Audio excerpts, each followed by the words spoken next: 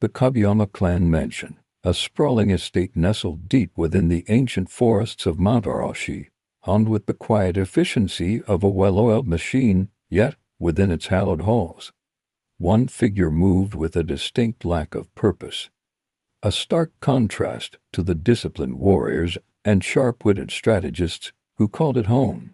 This was Hiroki Kageyama, the youngest son of the current clan head, Kenji Kageyama. At 18, Hiroki was a whisper, a shadow, a disappointment, unlike his elder brother, Ren, a prodigious talent whose aura alone commanded respect, or his fiercely intelligent sister, Akari, who managed the clan's vast resources with an iron fist.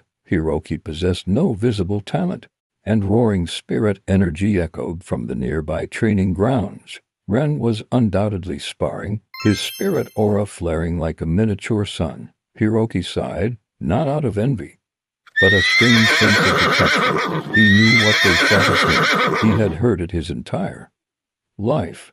But what they didn't know, what no one knew, was the secret he carried, a burden and a promise, hidden beneath layers of feigned weakness and quiet observation. The truth of the Kageyama clan, the strongest hunter clan in the land, was far more complex than anyone, even its current leaders, understood. And Hiroki, the weakest among them, held a key to its true legacy. He was clumsy, often lost in thought, and his movements lacked the precision and grace expected of a Kageyama.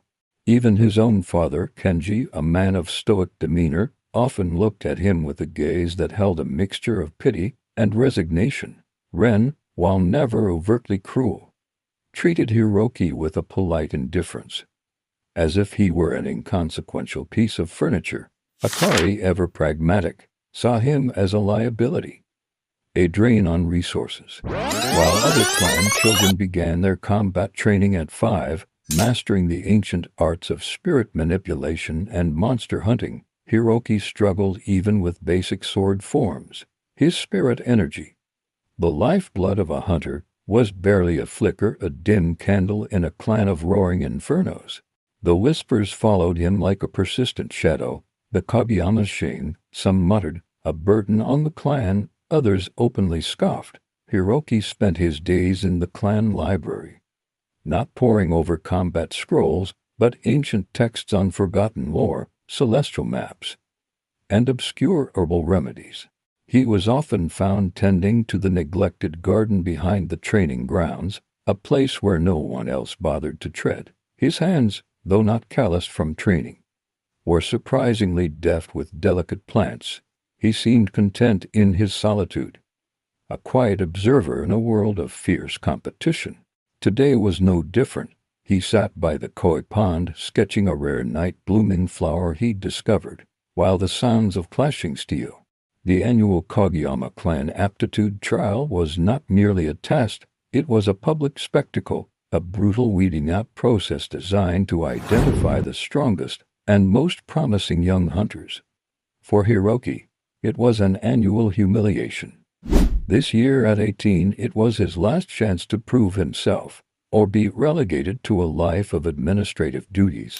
Far from the front lines of monster hunting, Hiroki stepped onto the platform, his posture slightly hunched, his gaze fixed on the ground. He was pitted against a junior instructor, a burly man with years of experience. Hiroki wandered aimlessly, missing obvious traps and failing to identify the simulated monster's weak points. He heard a young clan member mimic his clumsy sword movements, drawing more laughter. Yet, amidst the public humiliation, a small, almost imperceptible detail went unnoticed. During the spirit manipulation test, while his visible aura was weak, a tiny, almost invisible ripple of energy had emanated from his hands, a peculiar resonance that only one person in the entire arena, an ancient, lined elder named Old Man Jin, had felt. Jin, who had been observing the trials from a secluded corner, tilted his head slightly, a faint, knowing smile playing on his lips. He had seen something in Hiroki that no one else had, a flicker of something ancient and profound, a power that transcended the conventional understanding of the Kageyama clan. Hiroki, oblivious to this single observer, simply walked away, the weight of his perceived failure heavy on his shoulders, but a quiet resolve hardening in his heart. He was declared a complete failure. The verdict was unanimous. Hiroki Kageyama was utterly devoid of hunter talent. Hiroki fumbled with his wooden training sword, his movements awkward and uncoordinated. He was disarmed within seconds, tripping over his own feet as he tried to recover. Laughter erupted from the stands, a cruel, mocking sound that echoed in the vast arena. His father's face remained impassive, but Hiroki could feel the weight of his unspoken disappointment. Ren looked away, a flicker of embarrassment crossing his face. For the spirit manipulation test, he was required to manifest a visible spirit aura. He closed his eyes, concentrating, but only a faint, almost imperceptible shimmer appeared around him, quickly dissipating like mist. A collective sigh of disappointment rippled through the crowd. As expected, an elder muttered, shaking his head. The arena, a vast, open-air space carved into the mountainside, buzzed with anticipation. Clan elders, rival clan representatives, and even a few imperial observers were present, their eyes keen, their judgments swift. The trial consisted of 3 stages: spirit manipulation, combat prowess, and tactical assessment. Ren, as expected, soared through the first 2, his spirit energy manifesting as a blinding blue flame, his sword movements a blur of lethal grace. Akari, though not a front-line fighter, demonstrated uncanny tactical insight, disarming her opponents with clever feints and exploiting their weaknesses. Then it was Hiroki's turn. A hush fell over the crowd, quickly replaced by snickers and hushed whispers. Next was combat prowess. The final stage, tactical assessment, involved navigating a simulated monster den. As he walked away, the jeers and pitying glances felt like physical blows. Defeated and publicly shamed, Hiroki retreated to his sanctuary, the neglected garden behind the training grounds. The vibrant hues of the rare flowers he tended offered a stark contrast to the monochrome despair that seemed to cling to him as he watered a delicate moon-petal bloom. His gaze fell upon a loose stone beneath an ancient, gnarled oak tree. The silver key, he realized, was for a lock described in the riddle. Behind the curtain of water, a faint outline of a door was visible. His eyes, though sightless, seemed to pierce through Hiroki's very being. So, the weakest Kageyama has found his way. Jin's voice was raspy, yet held a profound wisdom. A unique spirit signature, one I haven't sensed since Ichiro-sama himself. The clan has forgotten its true origins, Hiroki. They chase after visible power, neglecting the foundation upon which our strength was built. He explained that Ichiro, disillusioned by the clan's increasing reliance on brute force, had hidden his true teachings, believing only a pure heart, unburdened by ego, would find them. You, Hiroki, are that pure heart. You are not weak. You are merely unawakened. I will guide you, but the path will be arduous, and the secrets you uncover will shake the very foundations of the Kageyama clan. Hiroki, for the first time in his life, felt a surge of purpose, a quiet fire igniting within him. His true training was about to begin. The Journal of Ichiro-sama. It seems fate has a strange sense of humor. The silver key slid perfectly into a hidden lock, and with a soft click, the stone door rumbled open, revealing a hidden cavern. The air inside was cool and damp, carrying the scent of ancient earth and faint spiritual energy. In the center of the cavern, illuminated by bioluminescent moss, sat a figure in deep meditation.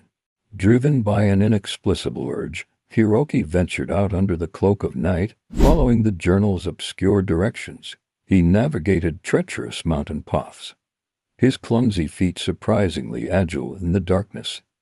Guided by an intuition he didn't know he possessed, curiosity, a trait often dismissed as idleness by his family, compelled him to investigate.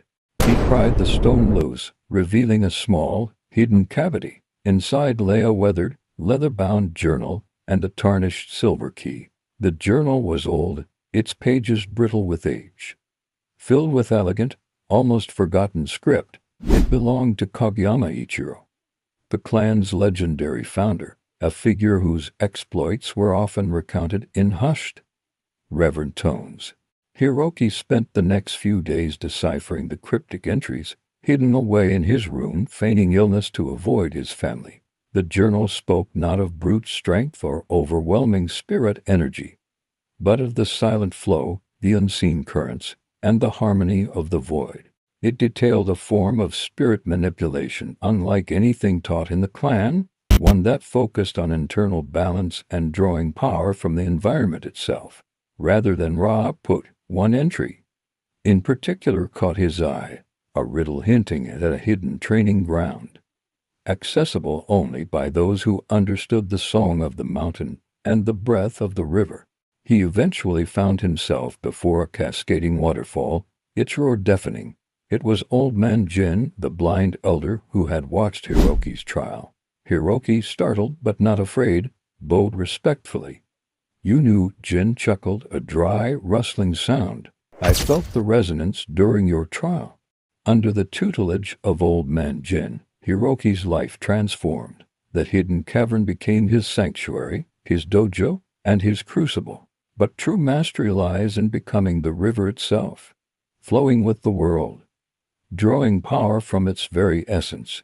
Hiroki learned to breathe with the mountain, to feel the pulse of the underground springs, to listen to the whispers of the ancient stones. He practiced controlling his spirit energy not by force, but by gentle persuasion, guiding it through his body, making it an extension of his will rather than a raw, untamed force. There were moments of frustration, of doubt, when the echoes of his family's disdain threatened to overwhelm him. His clumsy movements became fluid, his mind sharp, his senses heightened. He could feel the subtle shifts in air currents, hear the distant rustle of leaves outside the cavern, and sense the minute fluctuations in spirit energy around him. His own spirit energy, once a dim flicker, now flowed like a hidden stream. Silent but potent, it was not the explosive power of his brother, Ren, but something deeper, more profound, and infinitely more adaptable. He was learning to become a master of the unseen, a hunter who moved with the world rather than against it. The voyage of the process was forging himself into something entirely new, a silent force preparing to shut them all. But Jin was patient, his blind eyes seeing beyond Hiroki's failures, into the nascent power within. "Patience, young one," he would advise. "The greatest rivers carve the deepest valleys over time, not in a single flood."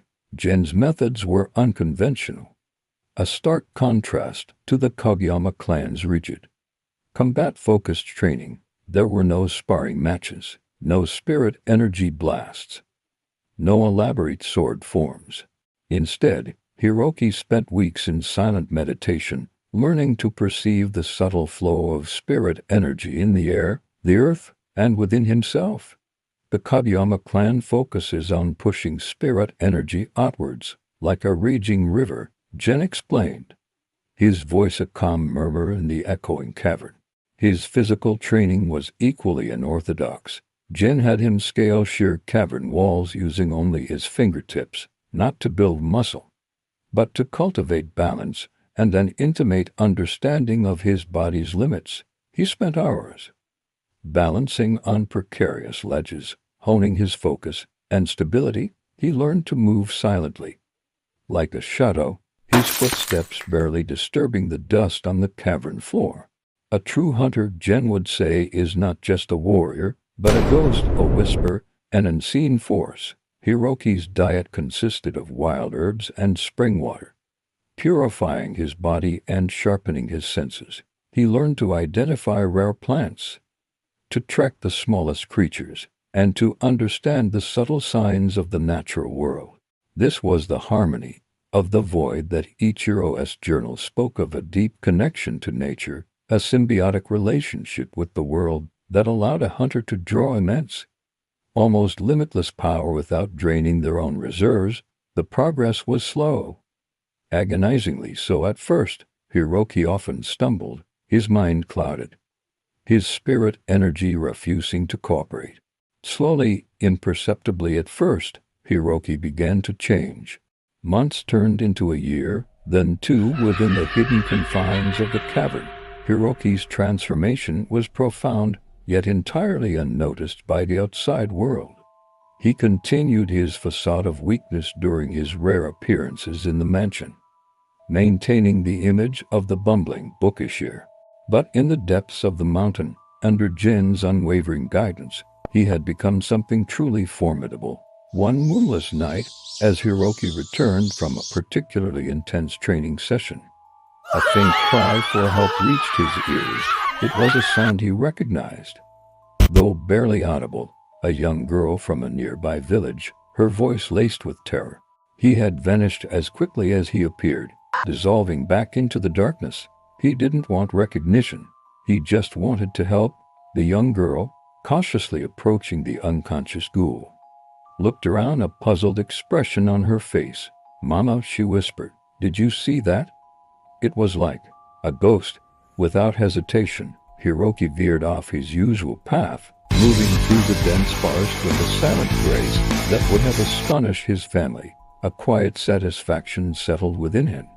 He hadn't unleashed a flashy display of power, but he had achieved his goal. He had protected the innocent, using the silent, unseen methods of the true Ichiro-style hunter. This small, unobserved victory was a testament to his growth, a secret triumph that solidified his resolve. The world still thought him weak, but the forest knew better, and soon the world would too. He was no longer the clumsy boy who tripped over his own feet. He was a whisper in the wind, a shadow among shadows. He found the source of the distress, a small group of villagers, cornered by a lesser forest ghoul, a creature known for its swiftness and razor-sharp claws. The ghoul was too fast for the village's meager defenses, its eyes gleaming with predatory hunger. He didn't draw a sword. He didn't unleash a burst of spirit energy. Then, with a subtle shift of his weight and a barely perceptible flow of spirit energy through his palm, he struck. It wasn't a punch or a kick, but a precise, almost surgical strike to the ghoul's pressure point. A technique Jin had taught him for neutralizing threats without excessive force. The ghoul, mid-lunge, stiffened, its eyes widening in confusion, before collapsing to the ground, unconscious but unharmed. Instead, he moved. He became one with the forest. Using the rustling leaves and the shifting shadows as his allies, he circled the ghoul, a silent phantom, his movements so fluid and precise that the creature, focused on its prey, didn't even register his presence. Among the trapped villagers was a young girl, no older than 10, huddled behind her trembling mother. This was Hiroki's first real test, unobserved and unplanned. He waited for the perfect moment. A fraction of a second when the ghoul lunged. The villagers, trembling and wide-eyed, stared at the fallen creature, then at the empty space where Hiroki had been. Hiroki, now perched silently in a tree branch high above, watched them safely retreat. The whispers had grown into a roar. The annual Grand Counterclan Tournament, the most prestigious event in the realm, was upon them. Clans from across the land converged on the imperial capital, their champions radiating power and confidence. For the Kageyama clan, it was a chance to reaffirm their dominance. Ren, their golden son, was widely considered the favorite, his spirit energy now a controlled inferno, his swordsmanship unparalleled. His acceptance was met with a fresh wave of ridicule from other clans. The champions stood tall, their oars shimmering, their weapons gleaming. The early rounds were designed to quickly weed out the truly weak. He looked utterly unprepared for the storm that was about to break. But beneath that unassuming exterior, a silent current of power began to stir, unseen by the thousands of eyes fixed upon him. The time for whispers was over. The time for the silent master to reveal himself had begun. The grand tournament, designed to showcase the strongest, was about to witness the most unexpected awakening. Hiroki's first opponent was a burly warrior from the Iron Fist clan, known for his brute strength and aggressive spirit attacks. The crowd roared, eager to see the Kageyama joke dispatched quickly. Hiroki, clad in a standard, unadorned Kageyama uniform, stood awkwardly at the very back of his clan's formation, almost entirely obscured by Ren's imposing figure. He looked exactly as everyone expected, unassuming and remarkable, and utterly out of place. The Kageyama's weakest link, they scoffed. Are they so desperate? The news spread like wildfire, turning Hiroki into the tournament's biggest joke before it even began. Akari, though not competing, was there to observe and strategize, her sharp intellect already dissecting potential opponents. Hiroki, as expected, was nowhere near the main contingent. He had been assigned to the clan's logistical support team, a role traditionally given to those deemed incapable of combat. He was to manage supplies, arrange accommodations, and generally stay out of the way. It was a subtle but clear message. He was not a hunter. However, a last-minute withdrawal due to illness left an open slot in the Kageyama roster. The elders, desperate to fill the spot and avoid a forfeit, grudgingly turned to Hiroki. Just participate in the preliminary rounds, Hiroki, his father Kenji stated, his voice laced with resignation. Do not shame the clan further. A quick, honorable defeat is preferable to a prolonged spectacle. Ren offered a sympathetic but dismissive glance. Akari simply sighed, already calculating the potential damage to the clan's reputation. Hiroki, to everyone's surprise, accepted without protest, a faint, almost imperceptible smile playing on his lips. The opening ceremony was a grand affair, filled with pomp and circumstance. The tournament structure was brutal, single elimination duels culminating in a grand final. As his name was called, Hiroki stepped forward, his gaze calm, his posture still slightly hunched. Hiroki's first match was against Gorok, a hulking warrior from the Iron Fist clan whose specialty was raw, unrefined power. The arena buzzed with anticipation, not for a thrilling duel, but for the swift, inevitable defeat of the Kageyama's perceived embarrassment. Gorok, grinning confidently, charged with a roar, his fists glowing with crimson spirit energy. He wasn't using speed, he was using anticipation, reading Gorok's every muscle twitch, every shift in his spirit aura. He flowed with Gorok's attacks, redirecting their force, making the larger man stumble and overextend. Frustration began to etch itself onto Gorok's face. Hiroki didn't meet the charge head-on. Against a master of illusion, he saw through every trick, his senses unclouded. He didn't even touch him. Is he using some kind of ancient Kageyama technique? The mockery turned to confusion, then to grudging respect. The weakest link was not only winning, but doing so in a way that defied all conventional understanding of combat. The mask was slowly, subtly beginning to fall, and the Kageyama clan, who had always dismissed him, were now forced to watch, their assumptions crumbling with each unexpected victory, and ended the match with a single, precise touch that dispelled the illusion and left his opponent disoriented. He wasn't winning with brute force or flashy techniques. He was winning by understanding, by anticipating, by disrupting. As Gorok lunged for the fifth time, off balance and enraged, Hiroki didn't strike. Instead, he placed a single, almost gentle touch on Gorok's arm. A touch imbued with the silent flow of spirit energy. It wasn't an attack, but a precise disruption. Gorok's spirit energy, momentarily thrown into disarray, flared erratically, causing him to lose control of his own balance. He stumbled, tripped over his own feet, and landed with a thud outside the arena boundaries. He didn't even raise his hands in defense. Instead, he moved. No one understood what had happened. Gorok hadn't been hit, hadn't been visibly attacked. He had simply fallen. Ren, Watching from the Kageyama box frowned a flicker of curiosity in his eyes. Akari adjusted her glasses, a rare expression of bewilderment on her face. Kenji, his stoic facade cracking slightly, leaned forward, a hint of intrigue replacing his usual resignation.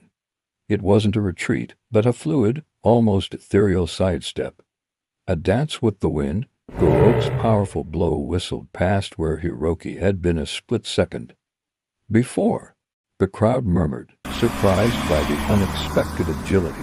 Goroku, momentarily thrown off, readjusted and lunged again. Hiroki continued to evade, his movements so subtle and precise that he seemed to vanish and reappear, always just out of reach. Then, Hiroki saw his opening. The referee's declaration of winner, Kageyama Hiroki, was met with stunned silence, then a confused ripple of whispers. Hiroki's subsequent matches followed a similar pattern. Against a swift kunai user, he disarmed her with a series of almost invisible deflections, her weapons clattering harmlessly to the ground. The whispers began to change. "Did you see that?" As Hiroki progressed through the tournament rounds, the arena's atmosphere shifted from amusement to intense scrutiny. His victories were no longer dismissed as flukes. They were becoming a pattern. A baffling display of skill that defied explanation. Kazuki had openly mocked Hiroki during the opening ceremony, calling him a Kageyama disgrace. Now, he faced him in the ring, his face a mask of furious determination. "I'll expose your pathetic tricks," Kageyama, Kazuki roared, unleashing a swirling vortex of wind. He collapsed to his knees, utterly bewildered, unable to move or channel his power. The crowd erupted, a mixture of gasps and cheers. This was no fluke. This was mastery. He had defeated not just an opponent, but the deeply ingrained prejudice of an entire world.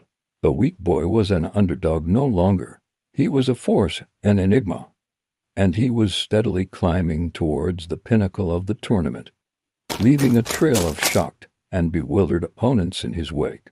The Kageyama clan, once ashamed of him, now watched with a dawning realization that they had profoundly underestimated their own son. He had reached the quarterfinals, a feat no one, least of all his own family, had ever thought possible. His next opponent was Kazuki, a hot-headed, arrogant young hunter from the rival Stormbreaker clan, known for his devastating mind-based spirit attacks.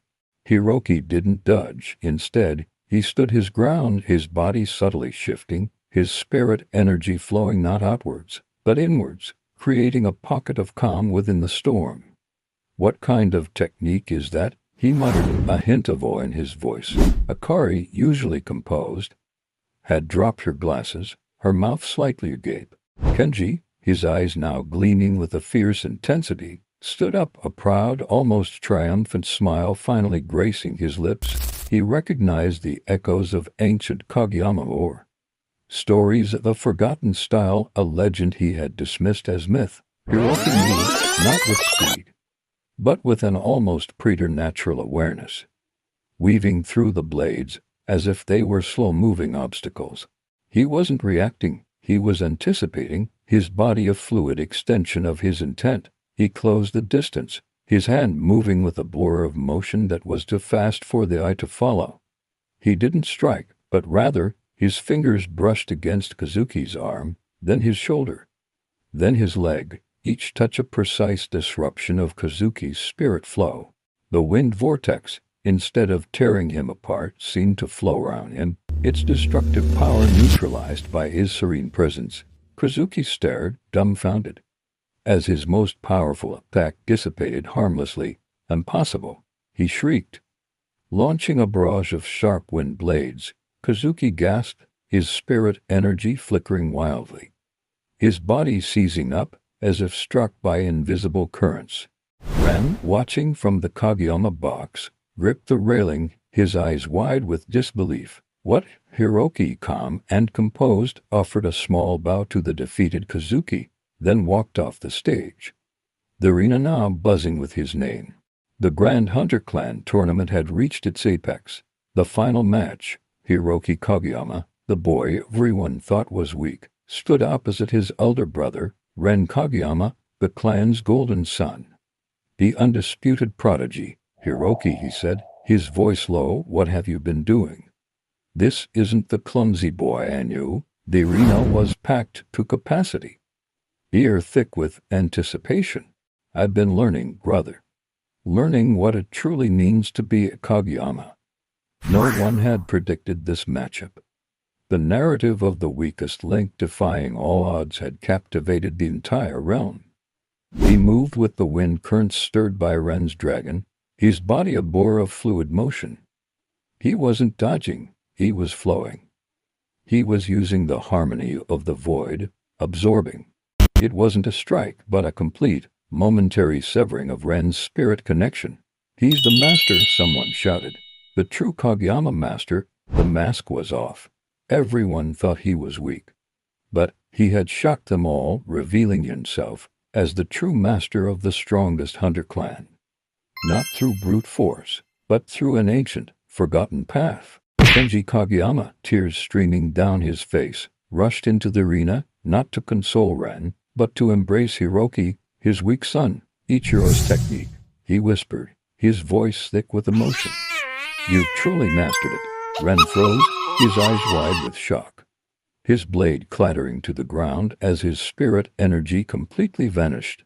He was defeated, not by a stronger attack, but by a deeper, more profound understanding of spirit itself, and redirecting the immense spirit energy around him, making Ren's own power work against him. Ren, for the first time, looked at Hiroki not with indifference or pity, but with a mixture of confusion and a nascent respect. Hiroki simply smiled, a genuine, confident smile that transformed his usually unassuming face. The referee signaled the start. He weaved around Ren's furious, desperate slashes, his fingers brushing against Ren's wrist, then his elbow, then his shoulder. Each touch a subtle disruption, a precise strike to the unseen channels of spirit energy that flowed within Ren's body. Ren's movements became jerky, his blade heavy, his spirit energy sputtering. He was being disarmed, not by force, but by an unseen internal collapse. Ren, unwilling to hold back against an unknown power, unleashed his full might. His spirit energy flared, manifesting as a magnificent, roaring blue dragon, a testament to his immense power. The dragon flickered, its form wavering, its roar dying to a whimper. Ren gasped, his connection to his spirit manifestation suddenly severed. He charged, his legendary blade, Stormcutter, singing as it cleaved the air, leaving trails of pure spirit energy in its wake. This was the Kageyama's most devastating, offensive technique. But Hiroki didn't falter. He didn't summon a counter-dragon, nor did he meet the blade with his own. Instead, he became a part of the arena. Ren's dragon roared, but Hiroki, a silent phantom, appeared within its very form, his hand touching its ethereal scales. Then, Hiroki moved. It was a single, elegant motion, a series of precise, almost invisible touches. Finally, with a soft, almost regretful touch to Ren's chest, Hiroki delivered the final blow. The arena fell silent, then erupted in an unprecedented roar. Hiroki, standing victorious, no longer the clumsy, unassuming boy, but a figure radiating quiet power and profound wisdom, looked out at the stunned crowd. The aftermath of the Grand Hunter Clan tournament was nothing short of a revolution within the Kageyama clan and the wider hunter community. Hiroki's victory was not just a win, it was a paradigm shift. He approached his younger brother with a deep bow, a gesture of respect he had never offered before. Brother, he said, his voice sincere, I was blind. Please, teach me. Teach us all. He didn't abolish the traditional training methods, but he integrated the silent flow and harmony of the void into every aspect of their combat. Hunters learned not just to wield spirit energy, but to understand its essence, to flow with it, to draw power from the world around them. Now, he led training sessions, mediated disputes, and strategized for the clan's future.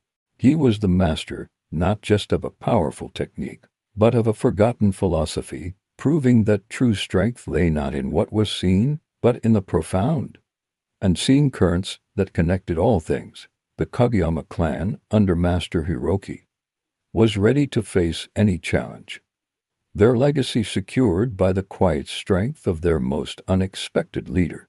He was still quiet, still unassuming in his demeanor, but now his presence commanded an undeniable authority, a deep well of power and wisdom that resonated with everyone he met. The clan's strength grew exponentially, not just in raw power, but in adaptability, precision, and an almost spiritual connection to their environment. Akari, ever the pragmatist, immediately began to analyze Hiroki's techniques, her sharp mind eager to integrate this new understanding into the clan's strategies. He emphasized diplomacy over confrontation, seeking to understand the nature of the monsters they hunted rather than simply eradicating them. He fostered alliances with other clans, sharing his knowledge, earning respect and admiration across the land. The Kageyama clan, under his guidance, became not just the strongest, but also the wisest and most respected hunter clan. The weakest link had revealed himself as the embodiment of the clan's true forgotten legacy, the master of a style so profound it made conventional power seem crude. The clan elders, initially skeptical, were now fervent supporters, eager to learn the lost teachings of Ichiro from their new, unexpected leader. Old Man Jin, his mission fulfilled, retreated back into the shadows, a knowing smile on his face.